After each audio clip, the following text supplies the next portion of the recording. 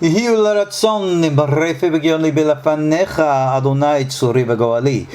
words of my mouth and thoughts of my heart be acceptable before you, O God, my rock and my redeemer. Shalom all and welcome to our KosherTorah School. I am, of course, your host, Ariel Tzadok. You find me in our school online at www.koshertorah.com. The following audio lesson is the copyrighted intellectual property of yours truly, me, Ariel Tzadok, copyright 2017, all rights reserved. You are not allowed to record this class at this or at any other time. No part of it may be recorded, forwarded to any other party, shared, reproduced, distributed, or transmitted in any form by any means, including email, copying, recording, or other electronic or mechanical methods. Violators of this copyright will be barred from all further studies in our KosherTorah School and possibly prosecuted under any applicable laws. So please respect this copyright. And please, this is a lesson about religion, so act properly religious. Thank you. We are presently learning Gemara Masechet Berakhot, Perek Tefilat HaShahar, which is Perek Revi'i, the fourth chapter. We are holding on Daf Kaf Vav Amud Aleph 26a. Perek Revi'i, of course, Tefilat HaShahar. This is our third class in this present learning. In our previous class, we introduced the Gemara. We questioned very curiously why the Mishnah makes a proclamation with regards to the end time that the Amidah can be recited. And yet the Gemara opens up by flipping around the discussion to its beginning times. And we discussed that cyclical, fluid nature of a Gemaric, if you will, Gemara mentality. All too many times when people come to read the Gemara, they never look to see the flow of, if you will, the writing. Remember, this is an edited text. This is not a live conversation recorded or anything of the kind. There are 1,000,001 topics that could be covered, 1,000,001 ways in which to discuss the Mishnah. And yet our Talmud Bavli chooses this path. Now, to juxtapose, if one were to look at the earlier Talmud Yerushalmi, which was written about a century or so before, the discussion in the opening Gemara of this Tefilat HaShahar Ad Hatzot does not revolve around the concept of time, but actually discusses the nature of the obligation of prayer, which is, if you will, consciousness with a mind. Now, in a text which is actually earlier than the Gemara, according to most, is the Sefer Yetzirah. And the Sefer Yetzirah divides the world into three different domains called Olam, Shana, and Nefesh. Olam is world, Shana is year, Nefesh is soul. Or time, space, consciousness. Well, the Masechet Berakhot in the Gemara Yerushalmi discusses the reasons behind Tefillah, dealing with consciousness. Whereas in the Talmud Bavli, it deals with the world and the realm of time. That's very curious. You want to get a little Kabbalistic here? The world of consciousness would correspond to Biri'ah.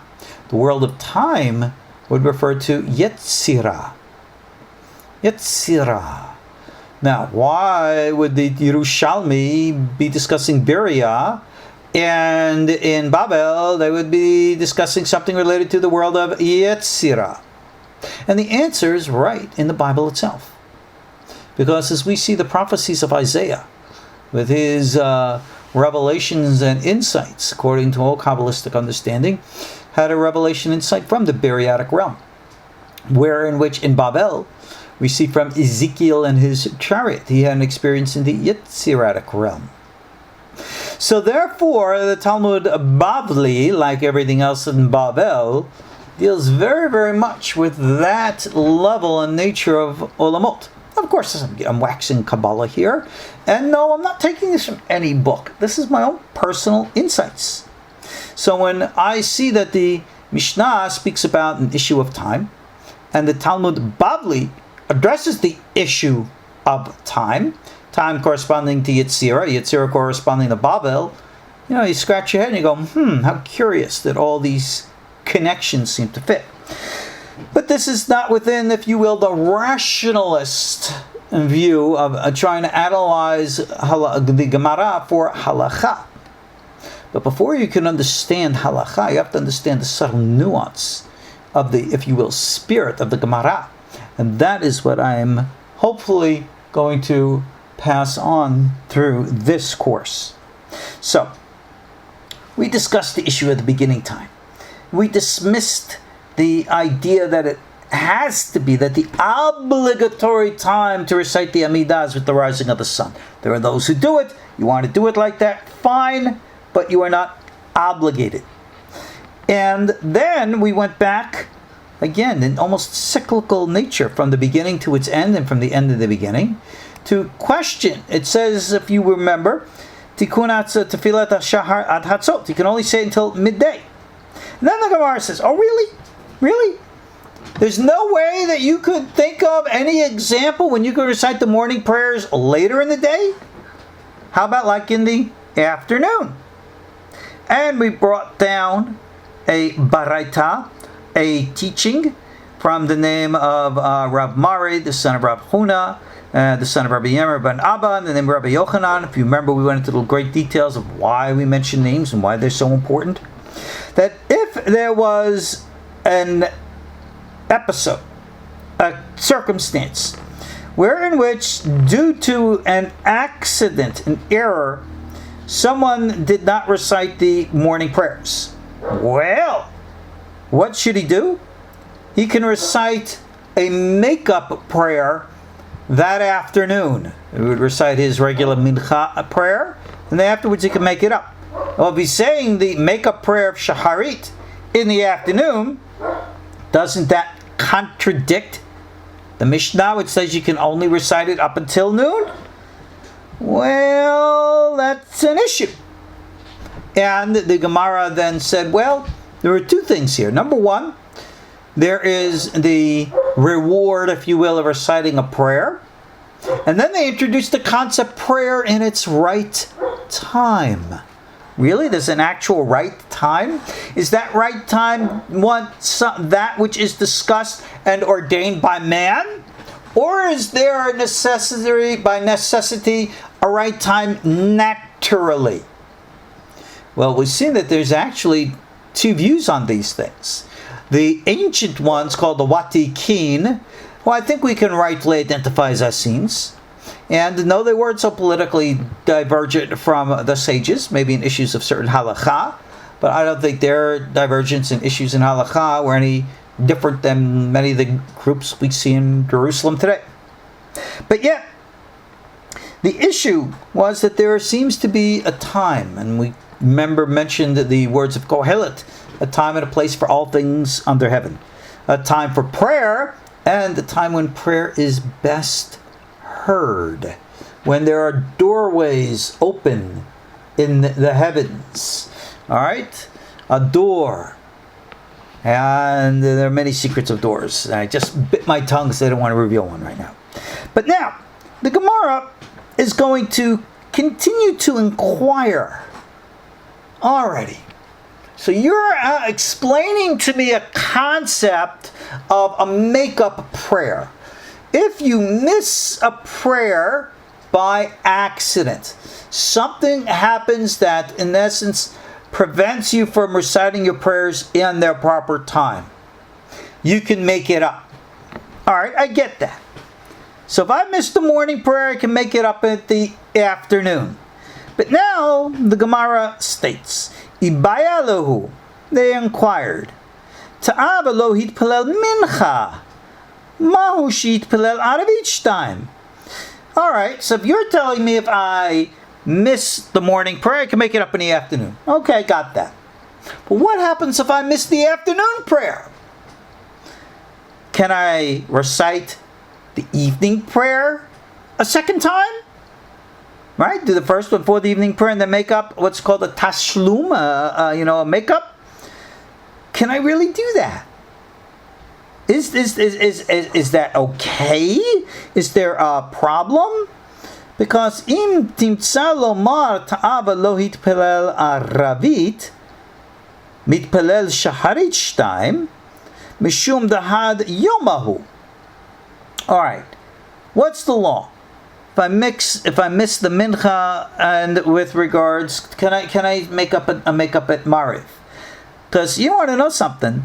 To juxtapose this, if I miss the evening service, I can at the morning say a makeup prayer. Why? Because at least it's the same day. Mishum de yoma. The had yomahu. It's the same day. From the evening to the morning, we quote the pasuk, because it states, Wahi erev, wahi bokir, yom echad. Right? So therefore, I'm outlining a concept. I seem to be saying that the makeup prayer has to be on the same day. So if I miss a morning prayer, I can make it up that afternoon. If I miss an evening prayer, I can make it up the following morning. But we got a problem. Because the afternoon is the end of the day. And the evening is the beginning of the next day. Okay, so what's the problem? I mean, all due respect, on the clock, it's only just a couple of minutes. But we have a general rule of Halakha, right? Tefilah bimkom korban hi. Prayer is supposed to be a recitation, a ritual offering in place of the temple sacrifices.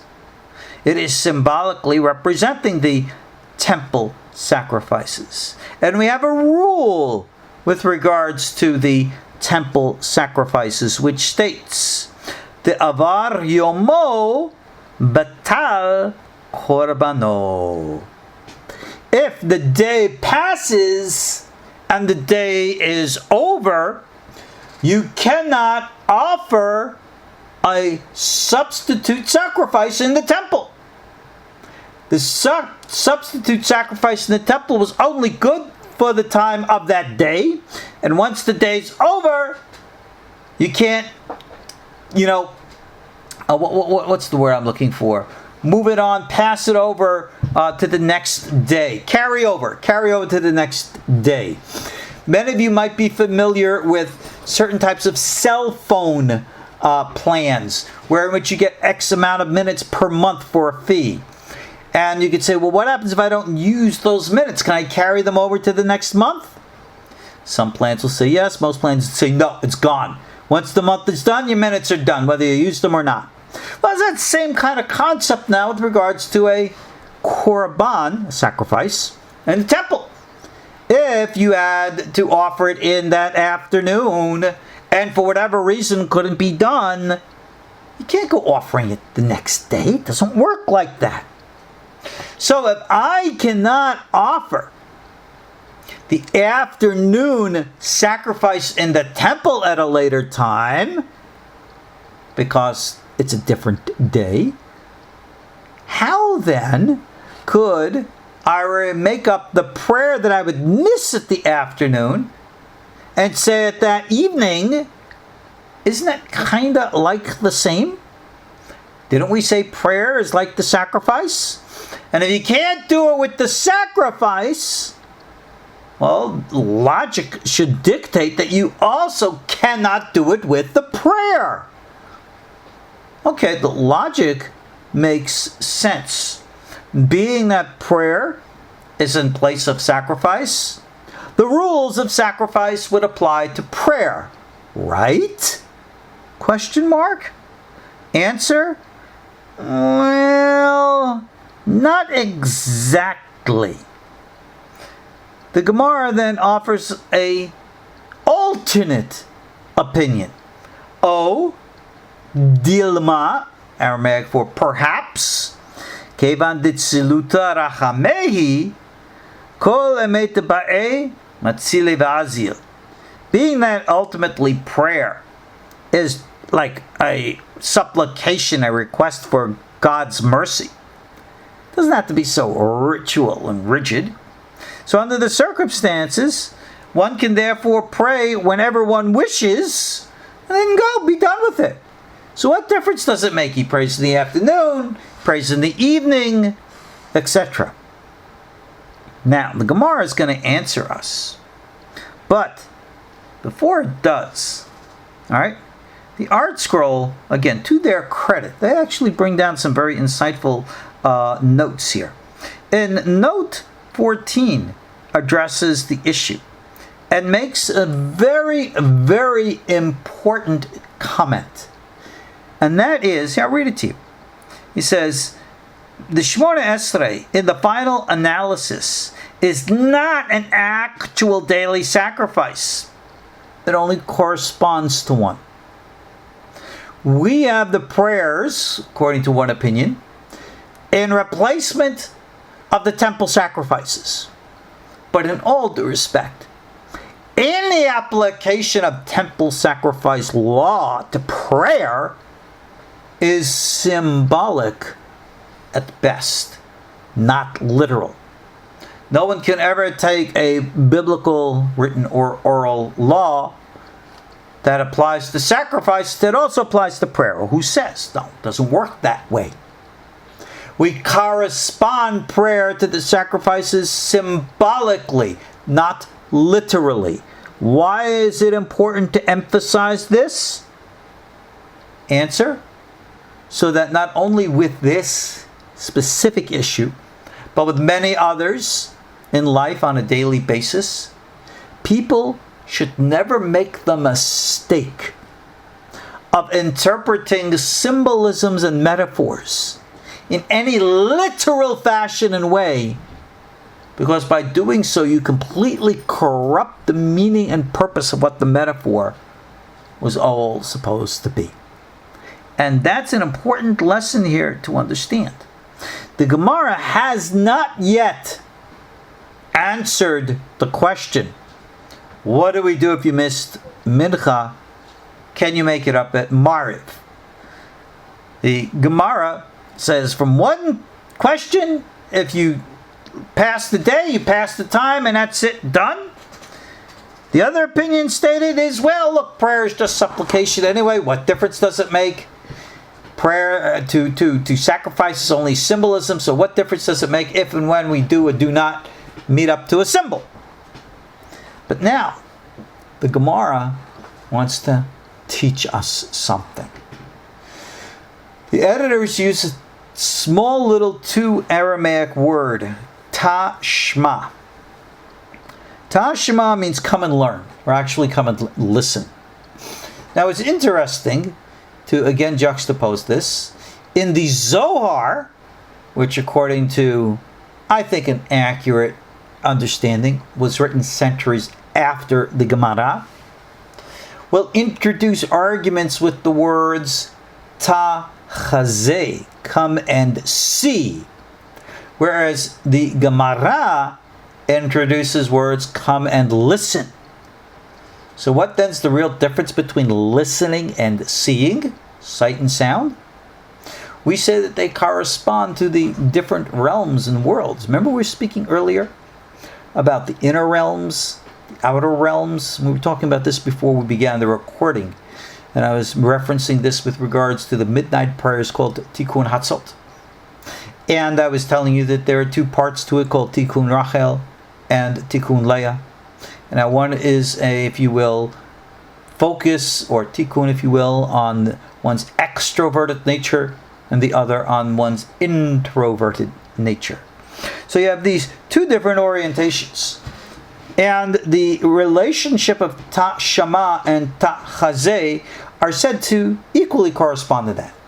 That listening corresponds to the rational intellectual mind, whereas seeing refers to the imaginative, intuitive mind. So for those who've ever studied Zohar, it is full, chock full of all kinds of symbolic, metaphysical metaphors and deep mysteries of symbolisms and the like. And therefore, when you imagine these things, it would be appropriate to introduce such imaginations with the words come and see. But if we're going to deal here with a rational, realistic, down-to-earth, grounded argument, then we got to listen and pay attention. And for that, the Gemara says, Ta, Shma, come, listen. And again, the focus here of the Gemara is not so much to outline for us what a law, practice, custom, or minhag is. Yes, that happens, but that's not the focus here.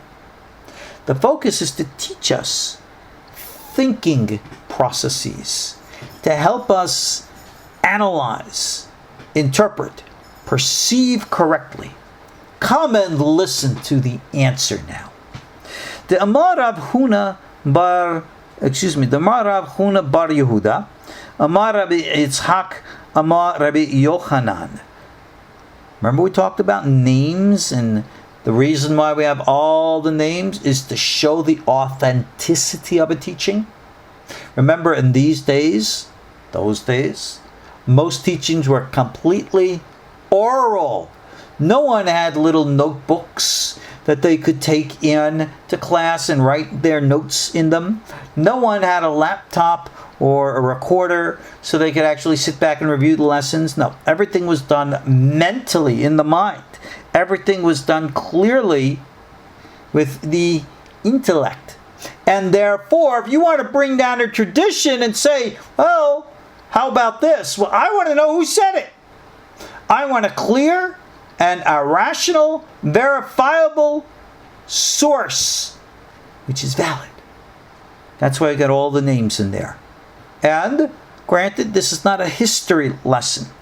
Even though we're going to say this is Rabbi Huna bar Yehuda, you don't really have to know who Rabbi Yehuda bar Yehuda is, but you should know that he is quoting earlier sources all the way back to Rabbi Yochanan. Now, what this connection is more than not is a relationship of post-Mishnaic rabbis called Amoraim, trying to verify and validate that they have an authentic oral teaching from one of the Mishnaic teachers called a Tanaim, plural. And that is why, again, you have all the names to show these connections. So, with that again being said, what is Rav Huna trying to tell us? He goes, all right, we're discussing here if you missed the afternoon prayer, whether or not you can say it in the evening, right? Some say you can't because it's like a sacrifice, you lose its time. Others say prayer is prayer, say whenever you want. So now he brings down a baraita, a Mishnaic teaching that was not included in the Mishnah, and it states, Ta'a, below hitpalel mincha. What happens then if you are, the word is ta'a, means to make a mistake, accidentally. Something happens, you didn't get a chance to pray the afternoon service. He says, mitpalel arav each time. You can daven the evening service double. First one being the regular evening prayer, the other one being the make-up prayer. And it says, "Ve'ein b'zeh mishum davar yomo batal korbano." And what the Art Scroll will call the maxim, or the teaching that we just said, if you lose the day, you lose the sacrifice. We don't apply that rule to prayer. All right? So that is not applicable here. So now, it's not applicable here? Really? So now they're going to challenge Metive. How do I know it's not applicable here? You're bringing down these words from Rabbi Yochanan, cool and groovy, great. But, okay, remember, the words of Gemara, they're not the words of God. If I bring down an opinion from Rabbi Yochanan or Rabbi Yehuda or anybody, none of these opinions begin with the words, "Thus saith the Lord." This is not God talking, these are opinions of the rabbis. And even though he might be a Tana, good for him. Who is to say that what he is saying is rationally valid and therefore to become binding. So I'm going to challenge what Rav Huna said here. So I'm going to bring you a different baraita, which states, Me'uvat lo yuchol litkon, v'cheseron lo yuchal lehimanot. This is a quote from Kohelet, Ecclesiastes chapter 1, verse 15, which states, a twisted thing cannot be made straight, and that which is missing cannot be numbered. Okay? What on earth does that have to do with anything that we're discussing? Well, I use this verse, and I, meaning the old Tana, the old original teachings, apply it to the topic at hand. And what is that? Well, me'uvat lo yuchol litkon. That which is twisted cannot be made straight. What does that apply to? Well, I can think of 101 things. I can apply it in any moralistic way that my imagination can say. Well, yeah, but we're going to apply it here. That is the way it was always understood since olden times, Mishnaic times, which states here, that which a twisted thing cannot be made straight. What is that? Ze shebetel kiryat shema shel Aravit, or kiryat shema shel Shacharit, or Tefillah shel Aravit, or Tefillah shel Shacharit. 4 things. One who is batel. Batel means doesn't say, doesn't recite the Shema Yisrael in the evening. He doesn't recite the Shema Yisrael in the morning. Or he doesn't pray the evening service, or for that matter, pray the morning service. But the key word here is batel. Batel again is meaning that he sloughs off. That's an appropriate way to say. And therefore, one who would slough off their prayer obligation, we apply to them the meaning of the verse, the twisted thing cannot be made straight. And with regards to the other part of the verse, v'chaseron lo yuchal limanot, that which is missing cannot be numbered, we say, ze shinimnu chaverav lidvar mitzvah v'lo nimna imehem.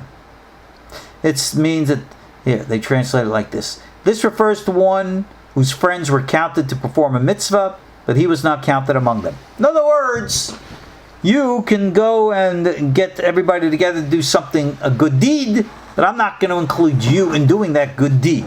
Right? So how then can I ever make that up? Something lacking.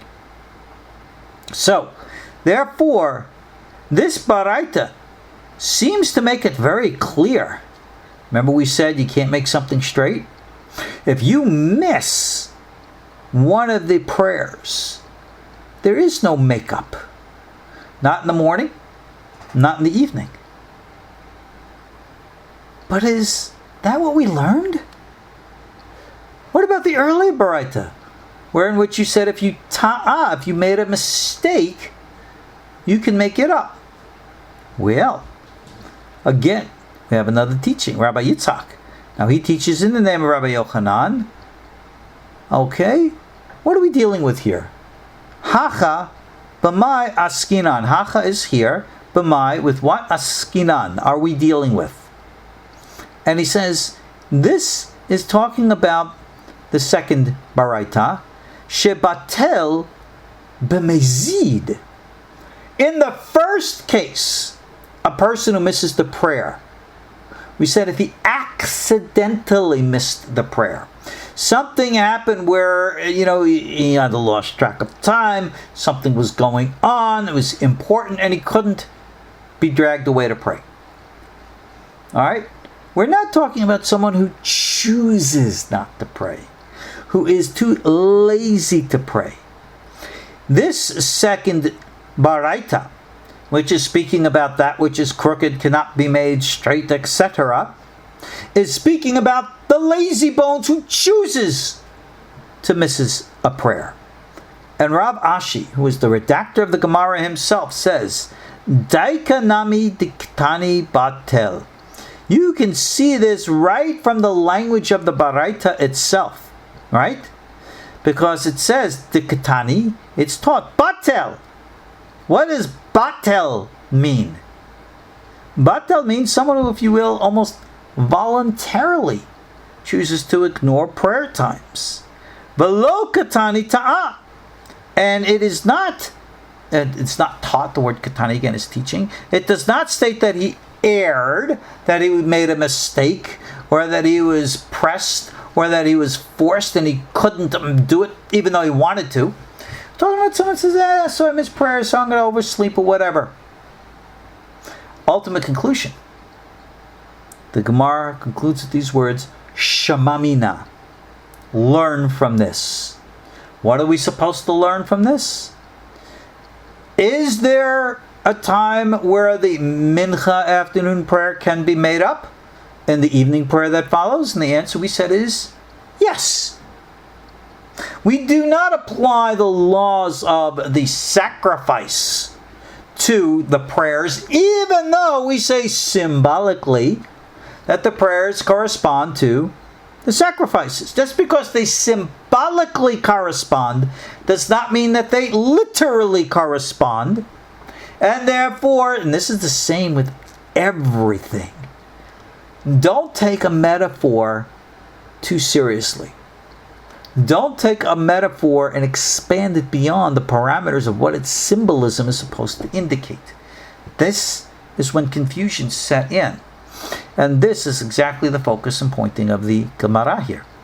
So Rav Ashi, our redactor of the Gemara, again concludes and says, you can see in the words of the Baraitot themselves. The first one speaks of someone who is to'eh, accidentally missing the prayer, even though he'd want to pray, just can't do it at this exact moment. The one, if your heart's in the right place like that, then yeah, absolutely, you will have an opportunity to make it up. But the other guy who's batel, who really just doesn't care. I missed the prayer, so what?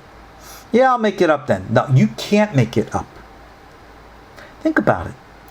A ta'a, which means a mistaken one, his heart's in the right place. The batel, his heart is not in the right place. So therefore, when one's heart is in the right place, somehow, somewhere, there's always another way. But for someone who is not, who doesn't have their heart in the right place, well, then there's no way. There's nothing to do. There's no second way. There's no second chance. There's no chance. It's all revolving around the heart. That seems to be Rav Ashi's intent by specifically referencing us the difference between a batel and a to'eh. Shamamina. Learn from this. Why? Because not only is this concept of sincerity of heart valid with regards to whether or not a person can make a prayer, it is obviously valid with everything else in every other kind of circumstance. And we don't need to elaborate on what should be a common sense point. Pay attention. Understand it. Shema. Remember Shema, like Shema Yisrael? Here, listen. Mina. And that is how we conclude that section and that topic of discussion. We're far from done. Because remember again what Gemara is. It is almost like a running dialogue or a running discussion. And like I gave the example before, we refer to Torah study as the deep waters. Well then, refer to the Gemara as symbolically again, whitewater rafting, where you're going at a rapid pace, slowing down, and it's going through the tough and rumble of the waves and the rapids, and that's what a Gemara is supposed to be. It's supposed to make you think. So therefore, again, when we look back, this metive, this challenge, really wasn't a challenge, now was it? It appeared to be a challenge, but once we looked at the exact words of what this Baraita said, we see that the challenge to the original Baraita was not applicable. Again, one spoke of someone who accidentally misses, one who intentionally misses. And now, we're going to introduce another teaching. And a teaching is always introduced with the words Tanu Rabbanan, which means that the rabbis taught. Well, what did they teach? Well, they taught a Baraita, another Mishnaic teaching from the Tanaim, the original teachers, who are now, again, Rav Ashi, our redactor, is bringing down this oral teaching and giving it to us with the discussion therein. Let me take a little sip here.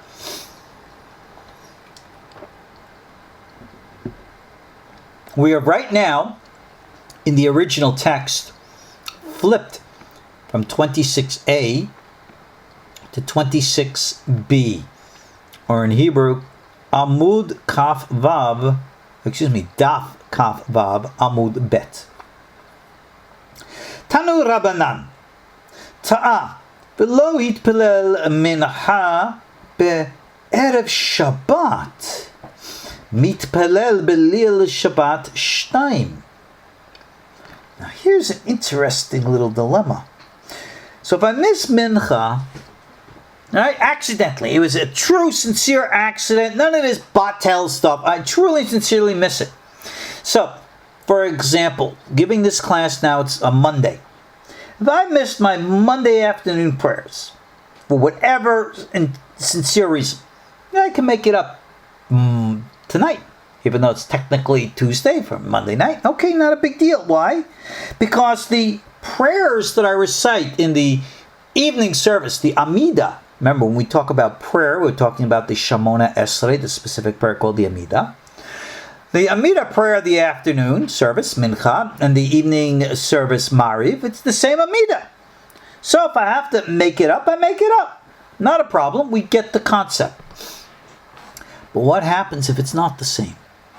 What happens if for whatever reason I'm anus, forced? I have something happening and I don't get to say the afternoon prayer on Friday. Now Shabbat comes. You want to talk about how being a different day? It certainly is.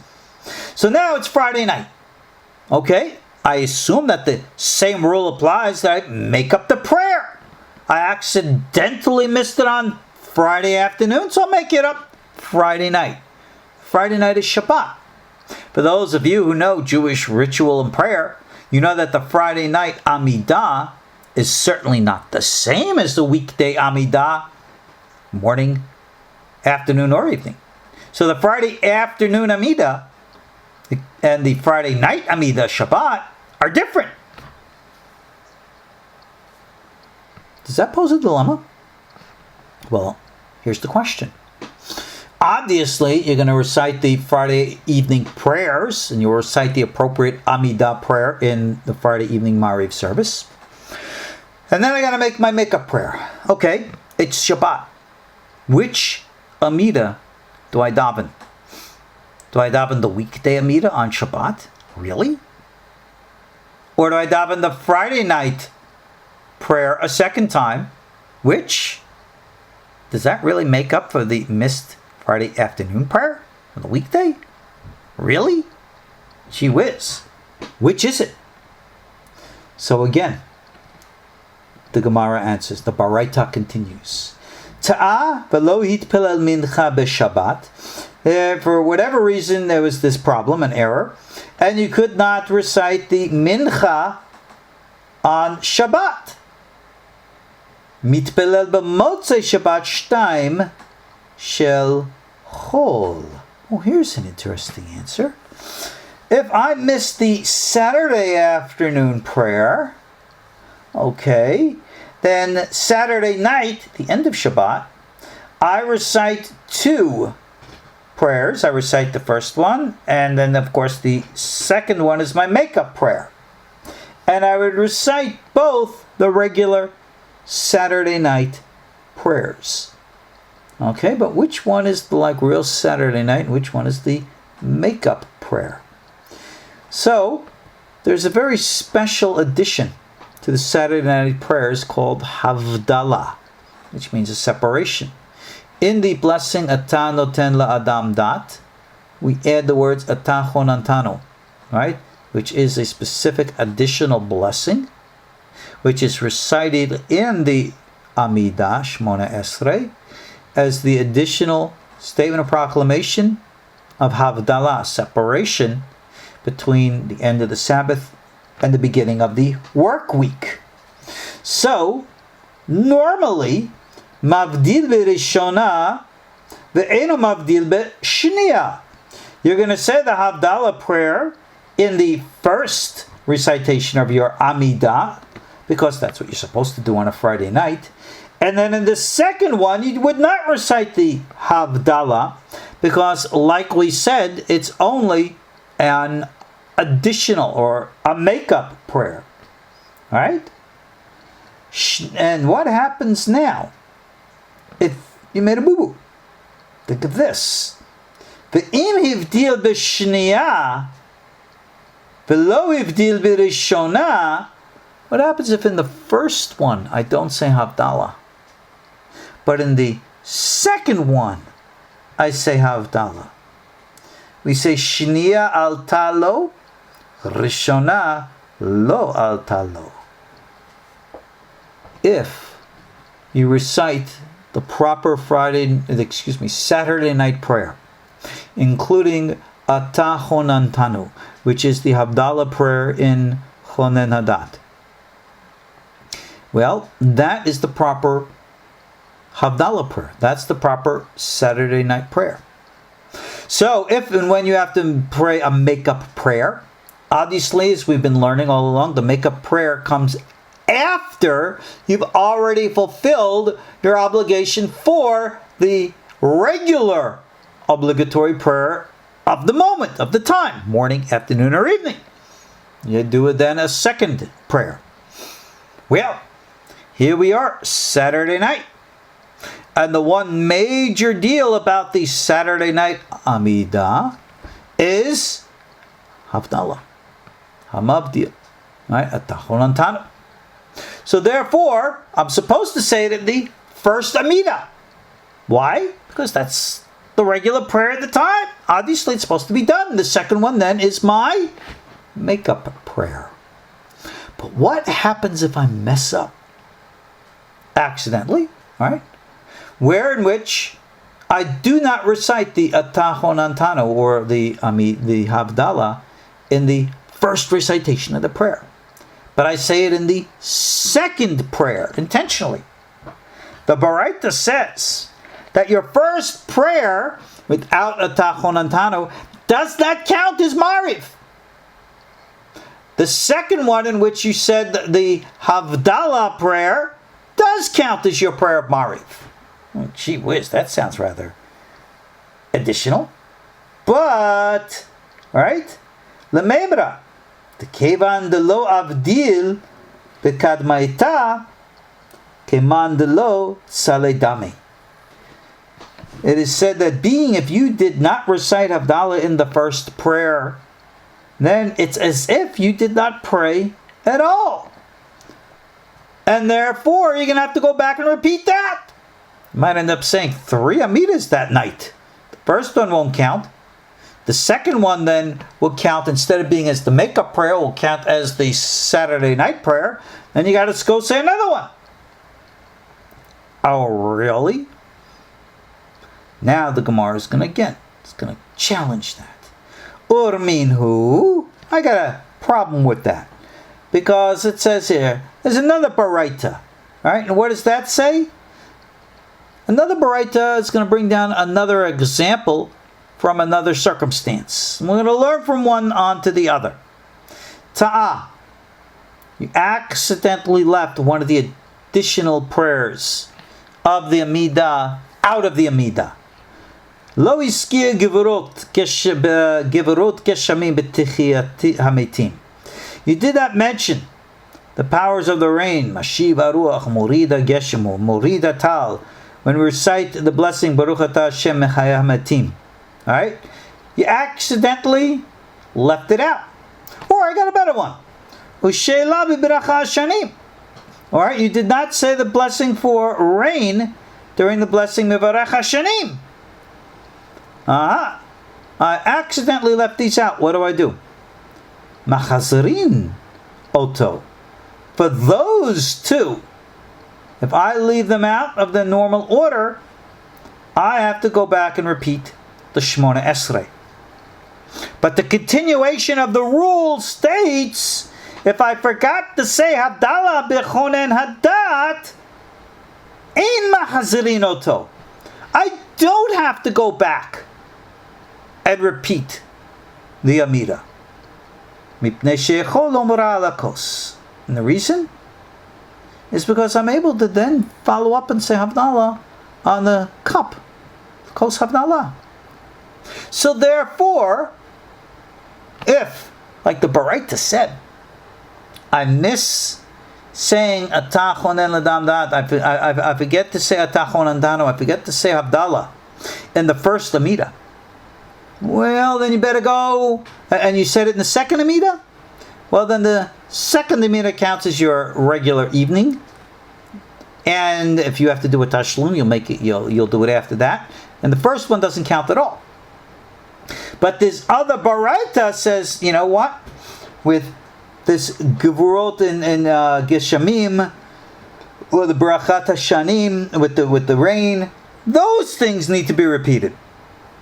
But we have a Baraita clearly that states with regards to Havdalah, you do not have to go back and repeat the Amida because you said it in the wrong place or forgot to say it at all, because you're going to say Havdalah anyway on the cup of Havdalah in a few minutes anyway. So there's no need to repeat it. One Baraita says, I have to repeat it. Another Baraita says, I don't have to repeat it. This is a dramatic pause here. Okay, scratching my head. Gee, okay, which is it? The Gemara concludes with an interesting word. Kashya. Kashya means kashe, difficulty. In other words, Rav Asher, our redactor, is as if scratching his head and saying, no, you're right. That is a contradiction. I wonder what we're going to do. All right? And then he completely drops the subject and goes off to a different topic. All right, now, well, wait a second. How can you do that? How can you just drop that like that? Well, he does. You're going to find that this is the way the Gemara thinks. The Gemara did not give you an answer. The Gemara did not make a decision for you. Well, do I have to go back and recite the Amida or not? Good question. Good question. Let me read to you what Art Scroll has to say. Art Scroll has a nice little elaboration on the topic, which, as I might add, is not Rashi, it's not the Tosafot, the traditional commentators, but gives us an elucidation of the concepts and ideas. So I'll read you Art Scroll again, 26b1. It's note number 11, and I quote, although the Gemara leaves this difficulty unresolved, the fact that the Gemara concludes with the expression kashya, difficulty, rather than with the more forceful expression tiyufta, which is a refutation, indicates that the Gemara does not mean to reject the Baraita's ruling. It means only to state that it cannot at present resolve the difficulty that it raised with the ruling. And then they quote all kinds of different places here. But now he states, in fact, the law, and this is cited in the Shulchan Arukh in the section called Orach Chaim, section 108, law 9. And when we're finished with this subject, we'll probably review the Shulchan Arukh, which is the finalized code written about 1,000 years later. And we'll review all the laws as how they're formulated. Right? It states here, is in accord with this Baraita. Alright? So, in other words, you don't have to go back. So, he quotes here Rabbi Hai Gaon offers a plausible reason for the Baraita's ruling. He states, by reciting Havdalah in the second Shemona Esrei, but not in the first, the person indicated that he intended the first prayer as his makeup and the second for the current obligation. Now, since a makeup may never precede the current obligation, the first prayer is invalid, and the person then must recite the makeup prayer a second time. So, as we see, we will learn that there are numerous ways and understandings of how these things are.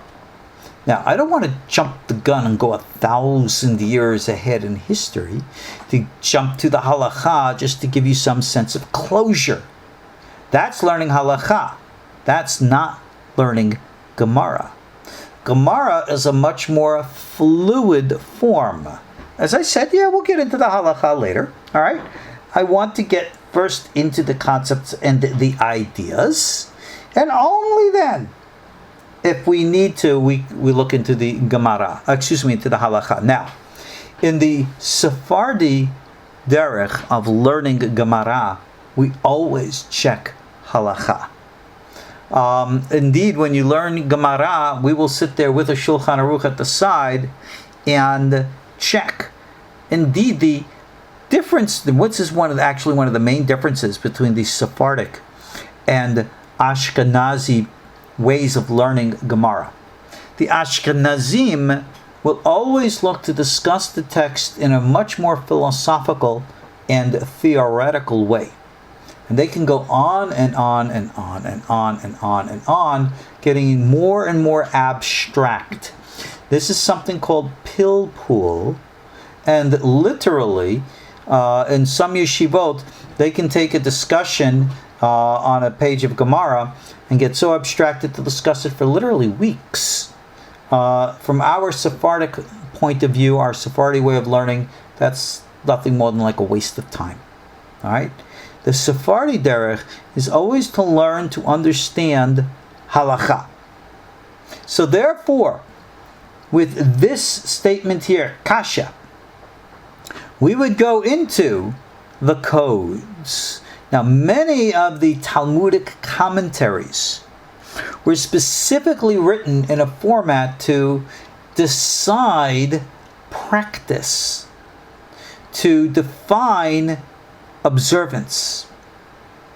And you have many famous commentators that came over the centuries, 8th, 9th, 10th, 11th, 12th, 13th centuries. Many names you may know, many names you may not.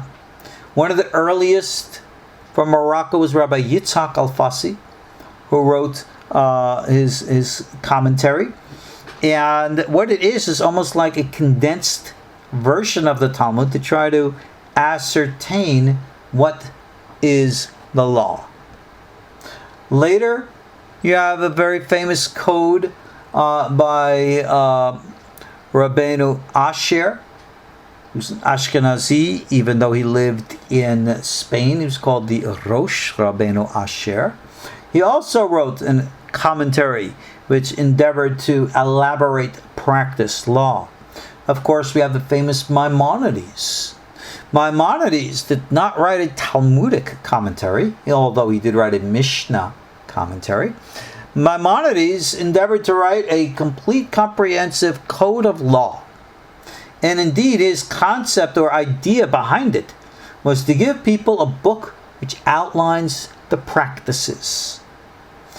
These three, Rav Alfasi, the Rosh, and the Rambam, were the three, if you will, giants of that area or a time period of rabbis called Rishonim, one of the earlier Talmudic and law commentators. And in communities all across the world, in the Jewish world, you had those who would follow the views according to the Rosh, those who would follow the views of Rav Alfasi, those who follow the views of Maimonides. And there are a good half a dozen, if not more, others. Well, again, 1,000 years after the redaction of the Gemara, in the maybe from the 1530s to the 1570s, I think it was a period about that time, Yosef Karo, our famous rabbi, wrote a extensive encyclopedic commentary to a code written by the Rosh, Rabbeinu Asher's son, Rabbi Yaakov. Rabbi Yaakov, the son of the Rosh, decided to write a law code in the spirit of Maimonides, outlining specific practice. But unlike Maimonides, who elaborated all the laws of the Torah, including those which are archaic, out of date, like the laws of temple, etc., and so on, Rabbeinu Yaakov, who wrote the commentary of his own, divided up the laws into 4 sections, 4 categories. One for daily affairs, one which would need a rabbi's involvement for answering questions, one dealing with laws of like marriages and divorce and things dealing with women, and a 4th dealing with business matters, legal matters, and the like. And these 4 sections became known as the 4 columns, if you will, the 4 pillars. And these 4 pillars in Hebrew are called the Arba Turim. In short, Rabbeinu Yaakov's code is called the Torah. And that was written about, I think, about 1300s, 1400s, ballpark. And then Yosef Karo wrote his extensive encyclopedia as a commentary on this code called the Torah. And his commentary was called the Beit Yosef, the house of Yosef, named after him. But for anybody who has ever seen a copy of the Torah, and every rabbi has one in his library, big volumes, like 18, 20 inches big, and the writing on the page, oh my goodness. Give you an example, it's like a font size 8. Imagine having a 20-inch size book all written in font 8. That's what it's like reading this stuff. Oh my goodness. All right, not easy on the eye. Very, very extensive learning. Rabbi Karo recognized how involved his commentary was, and therefore wrote as a conclusion a condensed version, which just included his own conclusions of all the discussions. And he said, my conclusions, my summaries, I'm summarizing it all up, and I'm going to call it a set table, because it's all set for you, everything you need to know. The set table in Hebrew, Shulkhan Arukh. And that is how the Shulchan Arukh came to be. He published it, attempting it to be a comprehensive code for all Jews everywhere. And he included all the different ideas from all the different rabbis, Ashkenazi and Sephardi. But when the book got to Europe, one of the great Ashkenazi leaders of the day, who also wrote a commentary to the Torah, Rabbi Moshe Isserles, he read Rabbi Karo's summary, thought it was a great work.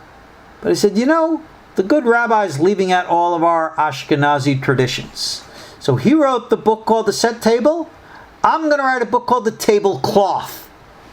And he wrote and published all the additional Ashkenazi traditions that Rabbi Yosef Karo left out. And that became known as the Mappa, which means the tablecloth, or the Haggaot, Haggah, which are the additions. So to this day, when Ashkenazim and Sephardim come to the Shulchan Arukh, they refer to the writings of Rabbi Yosef Karo and Rabbi Moshe Isserles by different names. The Ashkenazim, for example, refer to Rabbi Yosef Karo as the Mechaber, the author, and of course Rabbi Isserles as the Ramah. That is the Rabbi Moshe Isserles, Ramah. Rabbis are big in the acronyms, what can I say? Now, in the Sephardi tradition, the Ramah, Rabbi Moshe Isserles, and all of his opinions are very nice, but they're certainly not obligatory to us. So we refer to Rabbi Yosef Karo as Maran, or if you will, honored rabbi. And we refer to Rabbi Moshe Isserles not as the Ramah, but rather as Moram. Moram means their teacher. Not our teacher, their teacher. And in all due respect, for the record, there are many of the opinions of the Ramah, Moram, that were adopted, embraced by Sephardim as well as Ashkenazim. The laws of demarcations, especially today with ultra-orthodox or ultra-orthodoxy, like a tidal wave, blending communities, there's a big overlap between the two. But for centuries, since the day of its writing, it was not like that. So, when Sephardim come to study this Gemara, they will, if they're going to learn in depth, turn to the commentary of Rav Alfasi, the Rosh, the Rambam, the Tur, and the Beit Yosef, reading the whole long encyclopedic information. See how it's concluded in the Shulkhan Arukh. And then, remember, Shulchan Arukh is written ballpark about 1570 or so. It's been a long time ago, 400 plus years. Well, you've had a number of rabbis who have written commentaries to the Shulchan Arukh, who have written their own opinions as such. And therefore, a rabbi who studies this material also has to know what the opinions and views of the rabbis of the last 450 years. They are called the later generations of rabbis, commentators to the Shulchan Arukh. We call them the Aharonim. So therefore, the Sephardi path of learning Gemara takes us not only through the Gemara, but through the Rishonim and the Aharonim to understand Halakha, Pasukah. What is the practice to be observed? Now, even in the... Oh my goodness, we've really gone over time here. Okay, you know what? Let me sum up in a couple of minutes. Even today, amongst the Sephardim, you have, like the Ashkenazim, numerous different communities. You have the rabbis who came from Iraq, rabbis who came from the land of Israel, rabbis who came from Morocco and North Africa, rabbis who came from Europe. Remember, you had Sephardic communities in places like London, Amsterdam, and even Hamburg, Germany. And the traditions and customs of all these different communities varied and were different based upon, many things. Did they embrace the Kabbalah? Did they follow the Isaac Luria or the Zohar? Or were they strictly according to Rambam? So you have all these different views, all these different opinions, and a rabbi has to know them so as to understand the ebb and flow and the tides of halakha. And this is our Sephardi derech of learning and understanding Gemara. We start with the Gemara to pick up the flow, and then we follow through the flow through the centuries.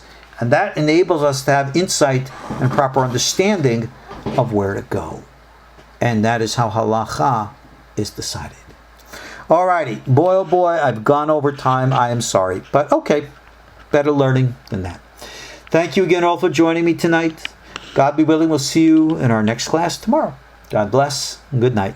Shalom. We will pick up where it states on page 26b1, Itamar, it was said. And now we're going to go into Agadata. We'll talk about that. Shalom. Shalom.